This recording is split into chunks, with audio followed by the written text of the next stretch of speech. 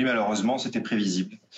C'est pour ça que j'ai à la fois de la tristesse pour ce petit garçon qui est une victime collatérale de la situation sécuritaire à Nîmes, et que je ressens aussi beaucoup de colère parce que tout ça était prévisible. On parle ici d'un quartier dans lequel les trafiquants de drogue tiennent totalement le quartier. C'est une zone de non-droit, c'est une zone de non-France. On est à Nîmes. À Nîmes, ça fait 3 jours consécutifs que dans ce quartier, dans le quartier voisin, le quartier de Val-de-Gour, il y a des fusillades. Avant-hier, il y a déjà eu un petit garçon de 14 ans qui a été blessé également par arme. On est à Nîmes où il y a quelques semaines, dans ce quartier, le maire a fermé la médiathèque parce que les agents municipaux n'étaient pas en sécurité, parce que les dealers les fouillaient avant qu'ils arrivent pour travailler.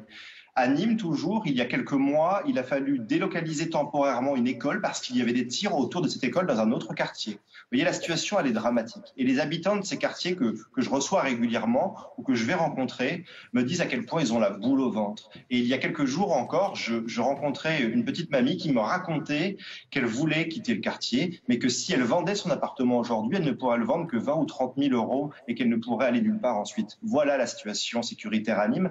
Et on a un ministre de l'Intérieur qui n'agit pas. Moi, ça fait des mois que je l'alerte. Gérald Darmanin, ça fait 1 an déjà qu'il m'a promis de venir avec moi sur place pour parler de la situation de Nîmes. Et ça fait 1 an qu'il repousse cette visite et ce rendez-vous. Donc c'est devenu insupportable. Et puis il y a le problème de la justice également. Parce que la justice n'agit pas assez. Il faut renforcer les peines. Il faut faire en sorte aussi qu'il y ait une réponse pénale systématique pour tous les délits, même le plus petit. C'est comme ça qu'on pourra enrayer la situation. Et puis, il y a nécessité également, je le pense, à réinstaurer les peines planchers.